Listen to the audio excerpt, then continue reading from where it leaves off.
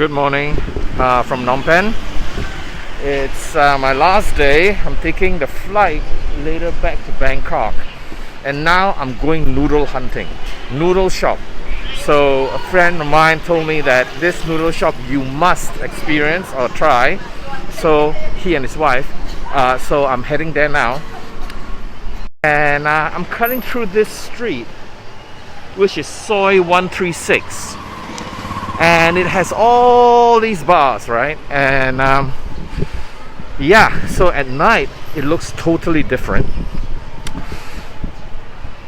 It reminds me of Patong, you know, where all the girly bars are. Yeah, and it's coming from the riverfront. The riverfront is over there.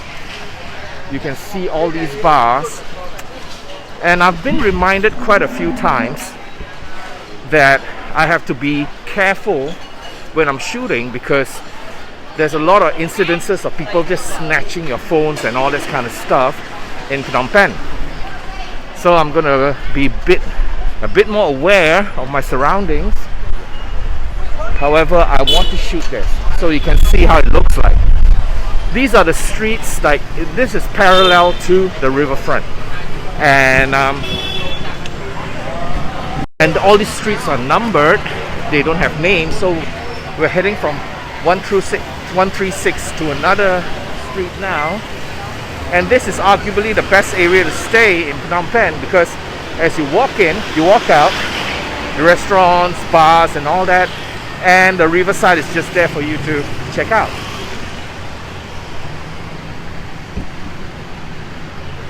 The restaurant should be on the 3rd street on my left. It's a corner lot. These are the tuk-tuks. Another tuk-tuk. In Cambodia and in Phnom Penh, to get around, the best way is to basically, obviously, get tuk-tuks and all that. And there are two ways to do that. Three ways. One is use the Grab app. So the Grab app itself, if you're Malaysian or you don't have a local credit card, you can only book using cash, and it shows you the prices up front and also gives you a choice. Do you want a tuk-tuk, which is the cheapest, or remorque, or a car?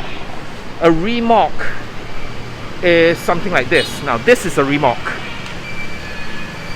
So a remorque, R-E-M-O-R-Q-U-E,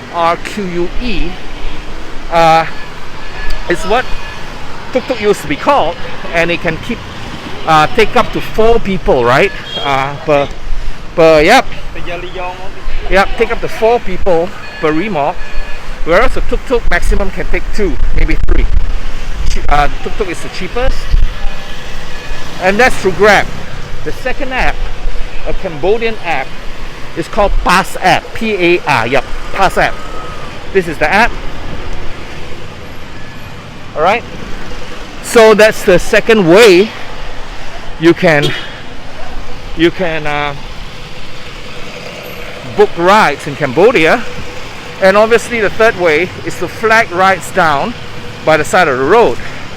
Oh, they'll be waiting for you, right? Like just now when I was walking, like every other guy that's tuk-tuk or remorque by the side of the road is come friend, where you want to go, where you want, you know. So yeah, that would be not the best way, because then you'll be subjected to whatever prices they quote.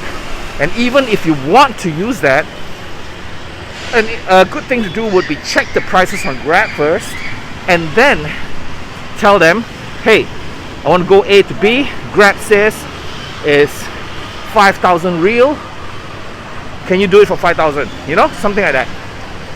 So that's a tuk-tuk. Alright, we should be heading close by now. I think it should be this corner.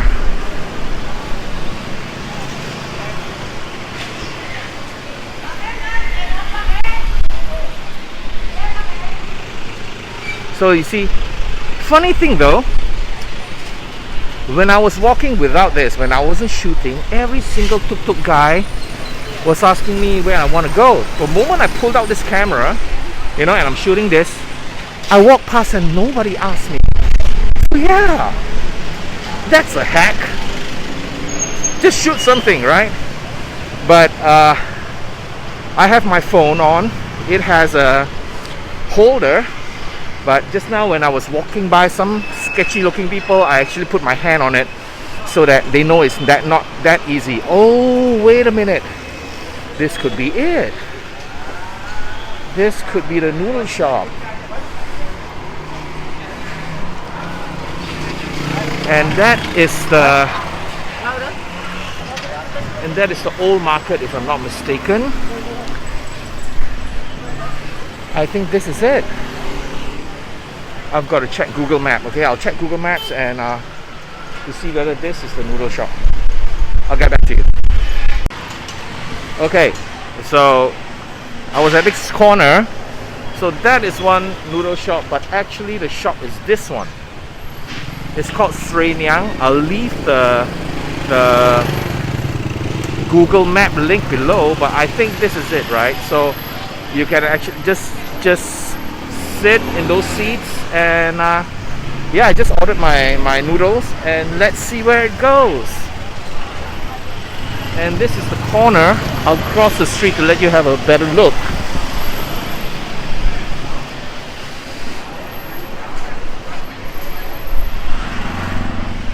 Right, so this is the street and that's the building and it's right below there. That's the place, okay?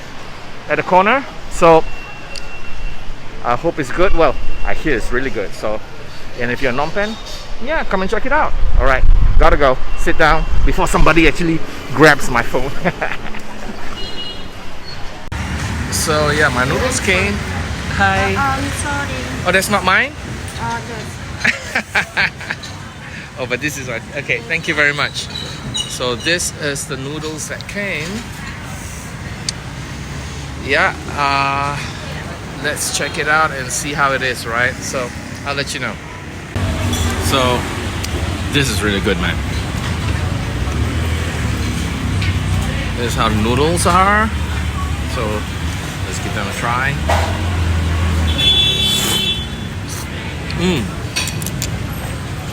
It's really good. Yeah, that's why I'm not surprised why there's so many locals over here. So my friend tells me that this is David, Navi, thank you so much for the recommendation. So a lot of local Cambodians come here for the noodles. You can see all the bikes lined up and they're packing noodles here, right? And I can see why. It's like back home, the pork noodle. This is pork noodle, by the way. Different taste. Here is a bit more ching, so it's lighter and fresher in a way, but still good. And the way the pork is done is almost like the Hakka style, not the minced meat style that we have in KL, but it's more like the Hakka style or Hakka or Hokkien style where they actually put the meat in dough and yeah, and it's good. Yep. So definitely recommend. Thank you very much. Talk to you guys later. Alright, the adventure continues. I just had my noodles over here and another friend recommended another place for awesome noodles, which is David's homemade noodles. So I'm heading there right now. I checked out Google Maps. It's right there down the street, about 650 meters away. So shout out to Jeff LaFlamme. Thank you so much for recommendation, man. So I'm walking towards David's right now, and yeah, this is Phnom Penh. I'm walking towards the next direction, I don't know whether that guy was cursing me or something. I don't know, man. So, wait, I'm gonna wipe it a bit. Is that better? Is that better? Yeah, let's go. So as I mentioned earlier, this is the this is maybe about 1 or 2 lanes behind the riverfront. So this is where all the businesses are. So if you get to stay around this area, you can actually basically walk to all these places of interest. I like the buildings because you see, Phnom Penh was a French protectorate, which is a very nice way of saying that the French colonized it. And during that time, they built buildings and colonial buildings and all that. But I think it also inspired maybe some of the designs. And there's a nice old school feel, the rounded corners, you know, at each of the junctions. Yeah, the French came, they built stuff and, you know, modernized it, the city. And I think after that they just left, you know. It wasn't much. It was part of the French Indochine. So you will see the influences here. Like this. All the corners have these curved sort of buildings. And we're walking now towards the boulevards lined with trees.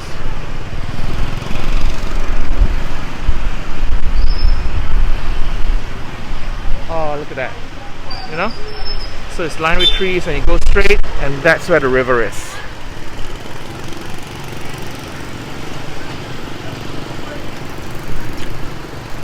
All right.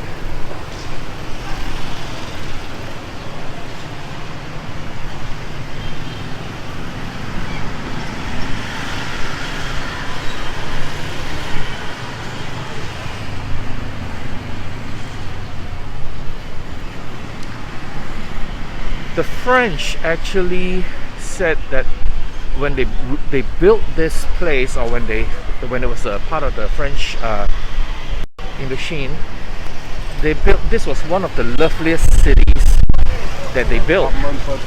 You know, I guess the traces are gone now. Most of the traces anyway. And now it's nice, but a lot of chaos, man. A lot of chaos. It's chaotic.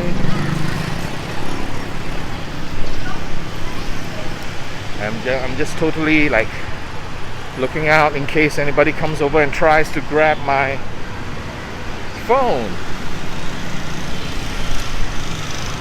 So far, so good.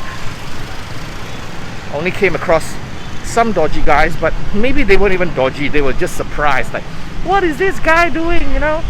Is he a YouTuber?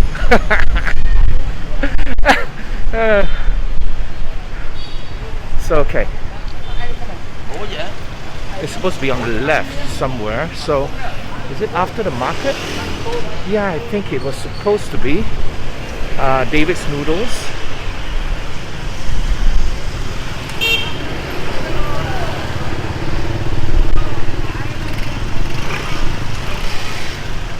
So that Sri Nyang's noodles was breakfast. Now I'm going for lunch.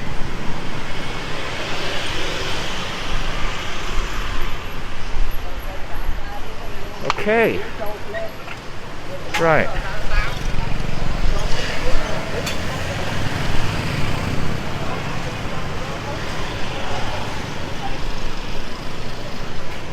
The markets. So the other day I did a walkthrough of the Russian market, and yeah, the layout is actually similar. It's always a square, and you walk through, and there are lots of stalls inside. The difference is the things they sell, and basically the types of services. I'm not even sure whether this is the old market that I visited briefly yesterday. I didn't shoot that, but it was cool because inside, unlike the Russian market, inside it had a lot of services for women. So you see a lot of women actually doing their hair, doing their nails, lying down, getting beauty treatments, in the market, which I didn't see in the Russian market. That guy looked kind of dodgy. Just now he was following me, so I just stepped in. And he gave me a look just now. Or maybe he just gave me a look because, again, who's this guy?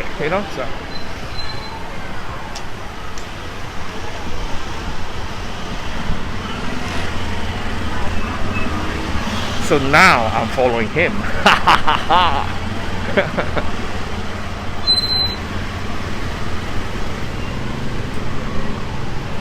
If you play GTA, they have all these street scenes where people are just like walking and chilling. Yeah, it's like this. Except nobody's like hijacking cars and driving off, man. Oh, this is a different building.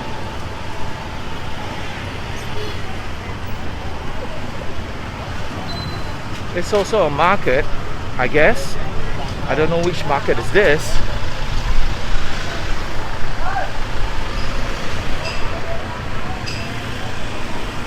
This was built in 1990.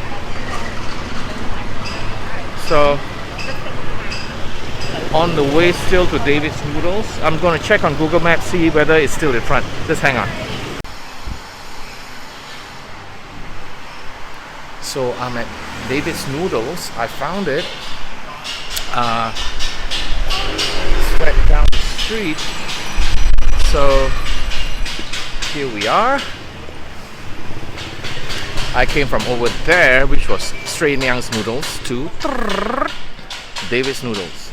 It's about 650 meters down the road. So it says order the noodles to see the show. So I guess I will. Okay, let's see what's available here. Hello. Hi. I would like to order the noodle. Which one do you... Not ready yet, sir. Oh, not ready yet? Yeah.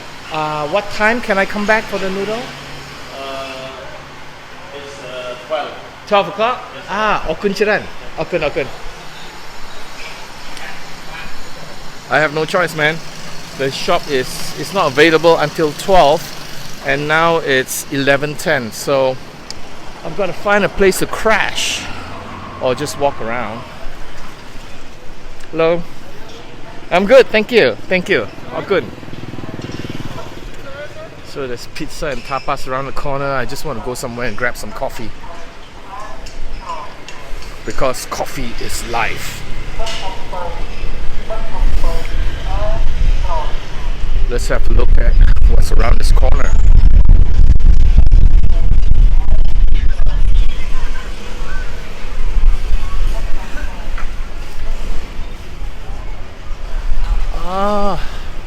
Pepe Bistro and Bante Stray.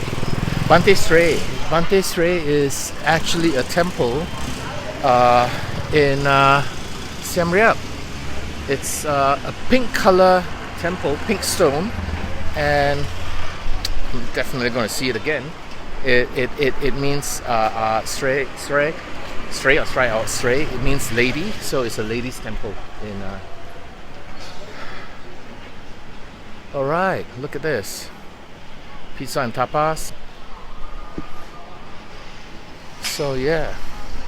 So I think this is a good place. Alright, I'm just gonna go to... I think Pepe Bistro is good. Alright, I'll talk to you later.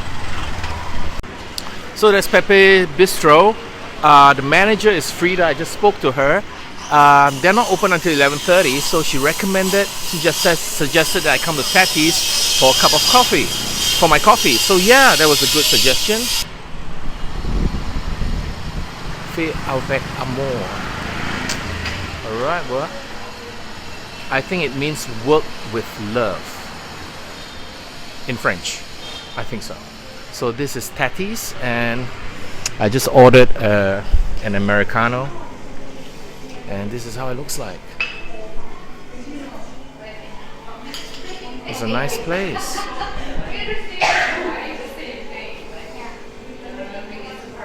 Okay.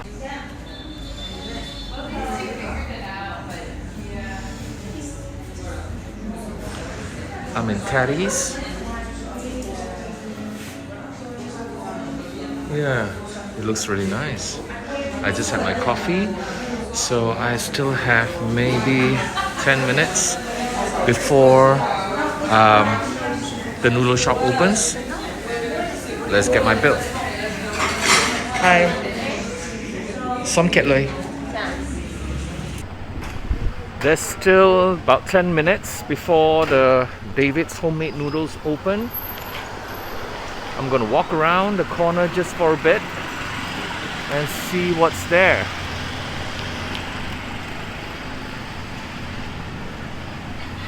This is part of the temple, not temple, Royal Palace compound, if I'm not mistaken.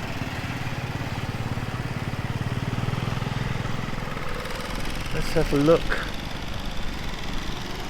What is this place?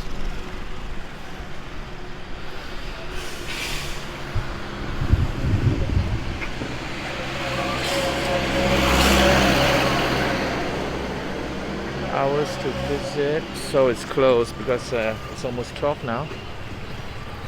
Oh, this is the National Museum of Cambodia. Oh, no wonder it looks so good. It's beautiful.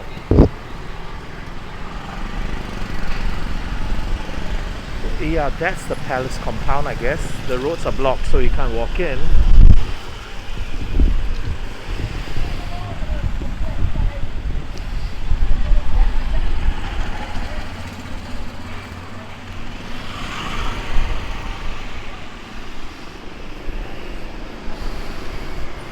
There would be the riverside.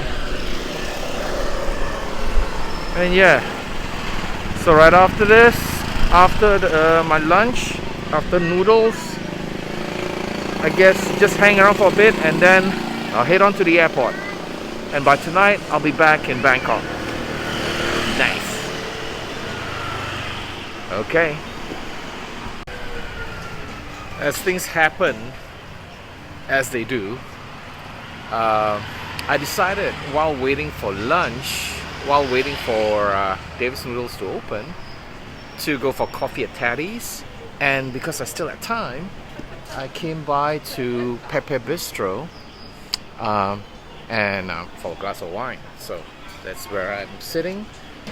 And when the waitress actually served me my glass of wine, I just asked her. There seems to be a difference. I walked from over there, and it's about 600 meters, 650 meters away to here. And right before this, before that building, it was all locals, right? So you see Cambodians hustling, bustling, locals and all that. And the moment you cross into this area, that's where I saw a lot more foreigners, right? And I asked her, is this like an area where the foreigners come and live and all that? And she said yes, this whole entire building is basically mostly rented by foreigners, and they have all these, based in foreigners who are working and based in Phnom Penh, and most of these restaurants are catered for them. And it makes sense now. It makes sense now, the change, because from over there, I almost didn't see a single foreigner. But over here, it's full. So I guess there's a big community here, and this is where they are. So this is me at Pepe Bistro, and I'm signing out. A friend is joining me for lunch, so I don't know whether we are still going to the noodle shop or here, because apparently the food here is pretty good too. So I'll talk to you guys later, man. Oh, look at the auntie. Oh, there's a stall there too. Cheers, dude. So from Phnom Penh, cheers. Yeah.